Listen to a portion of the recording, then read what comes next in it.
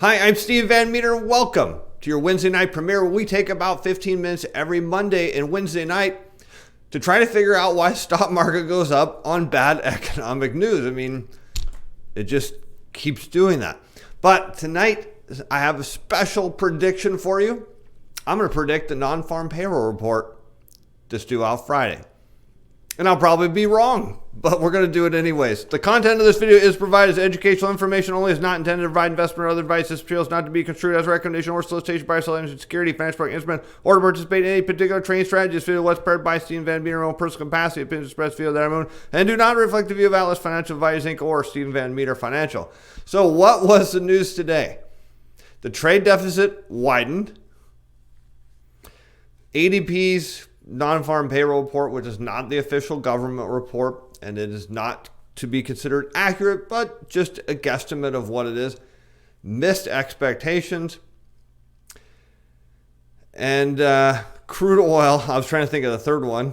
You know, when you push the button and do this live and commit to no editing, sometimes things just slip right out the other side.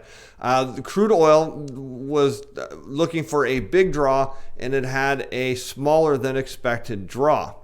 Now, I'm not surprised, considering that Iran is with this new European Instex deal, INSTEX, should be starting to ship crude oil to Europe. And I assume that once Russia and China join that trade agreement, that it will go there too. So I'm going to guess that in the weeks that come, Iran will be kicking up their production or shipping of whatever they've got, and that will lead to further builds. Now, you'd think that all that news, none of which was good for stocks, right? Missed payroll report, lower than expected draw, and widening trade deficit. What do you get? Well, you get the S&P 500 going to new all-time highs, and it looked like a very strong move. I mean, the volume for a holiday was, as good as it's been on full trading days, so that's not bad. But there it is. It closed all. In fact, it went pretty much right up to close, and you can see that where trading virtually disappeared there after roughly 10:30 Eastern. So why is the market going up when there's no news, and when this coming earnings season, which is due to kick off any day, is expected to not put up the big numbers that people are hoping for? And we know that because corporate profits have been flat. I've shown this to you before. They've been flat quarter after quarter, flat. Stock prices going higher, expecting a big surge in demand and profits to come, but they're not getting it. So what's happening is investors are no longer seeing stock prices go up because they're buying stocks. So what they're now, and their final move is to short volatility. And here you can see short. This is the volatility index, or VIX, short VIX, short VIX, short VIX, short VIX. And historically, we can go back and we know that this thing got to its lowest historical point ever at the end of 2016. And we're not far from that now. If you look, here's the lowest point ever, and here we are. Now, why does shorting volatility cause stock prices to go higher? Excellent question. So let's say, as an investor, I'm going to short volatility. So I'm going to sell volatility, either that I have, which I wouldn't normally have it. So I'm going to borrow volatility from a securities dealer, and then I'm going to go sell it on the market. Now, who's buying that volatility? Well, there are people that are hedging their portfolios that will buy it. But there's been so much selling of volatility, there aren't enough natural buyers of it. So who ends up buying it? Well, the securities dealers do. They will take the opposite end of trades frequently. They pretty much assume that whoever is doing whatever they're doing is going to be wrong, and the dealer is going to come out ahead. So they have no problem. They've been buying volatility when, after loaning it to people to sell, they buy it. Now, if you own volatility and stock prices are rising, your value of your volatility is falling. And since the two are nearly inversely correlated, and you are sitting on a huge pile of volatility, how would you hedge it in a rising market? Well, you could go short volatility, but that wouldn't make much sense because you're buying it. Well, what you would do is you would buy stocks. Exactly. So what you're seeing here is the market is shoving volatility. I mean, it's just run out of steam to push stocks higher. So it's just shoving volatility as hard as it can. Just sell volatility. Dealers are all right, I'm buying it. And then they now figure out that because no one else wants to buy volatility, the dealers are forced to hedge their volatility positions by buying stocks. That's why the market's going up. It's not going up because of fundamentals. It's not going up because of trade outlook. It's going up because whoever is driving this market, whoever has this capital, is running out of things to do, and now they're down to shorting volatility, which they've been shorting volatility for the last 10 years. The market is very, very short volatility, and you can look at these dealers as a smart money. They're buying volatility and hedging their bets on that position. Should volatility start to spike, is going to be a massive unwind. And that's what's uncomfortable about this market is when you have so many people, retail investors, speculators, institutional money managers, pension fund managers, all shorting volatility. Eventually, the tide turns the other way. Well, at this point, you have everybody shorting it. And so that's why the markets are going up. Not for any other reason, but because of short volatility. So now on to my prediction of the non-farm payroll report. And I know you're probably thinking, man, is this guy totally off his rocker? Nope, not quite, but we're getting there quickly. Don't worry. All right, so I was a little off today. I thought perhaps the unemployment level, which is shown inverted here on this chart, would rise. Or this chart would fall because construction spending is falling. And why does construction spending matter? I mean, we talked about this the other day, but just think about it. If I'm going to go build a building, a home, a commercial office building, industrial building, can I hire a bunch of robots to do it? No. Now, can I have stuff prefabricated and delivered? Sure. Do robots build that? No. There's a lot of human manual labor in building a building, lots of it. So you get a lot of people that are hired on to build a building. So when construction spending slows, well, those people, they lose their jobs. I mean, it makes sense. It's a volatile industry. So here we see unemployment hovering as construction spending is falling. So my view was the unemployment data should start to rise, or in this case fall, because it's shown inverted on this chart. But it didn't. So all right, let's move over to the non-farm payroll report. This is shown on a year-over-year percentage change. So what it's looking at is the price from a year ago and saying that right now payrolls are growing at 1.5% from where they were a year ago. And they've been kind of doing that between 1.5 and say 2. We'll just round numbers on both sides. So since 2012, payroll reports have been growing 1.5 to 2%.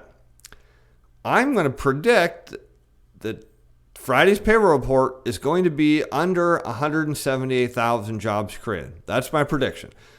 All right, now where did that come from? Well, 12 months ago, the non-farm payroll report was 178,000. We do know that the construction spending is strongly correlated with non-farm payrolls that are lagged. So if it falls below 178,000, then let's just say it hits 100. Let's say it is 178,000.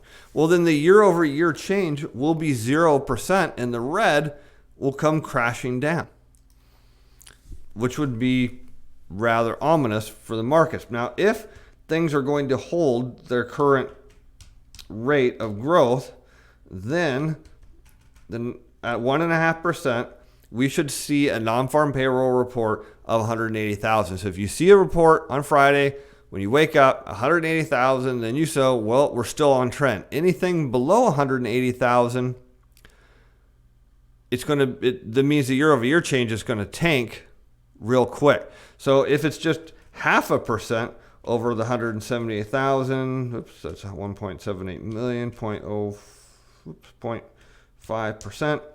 That means you're looking at, for this thing to just show slightly positive, hit the wrong button, you're looking at 179,000 jobs being created just for this red to stay above this zero band. So it's not good. The odds are we're going to see a year-over-year rated change, a decline in non-farm payroll reports. And it'll be interesting because it just fits in the narrative that this whole cycle is coming to an end. Let's go on and look at some other charts. I know everyone is hopped up over inflation. And here you see consumer price index in red.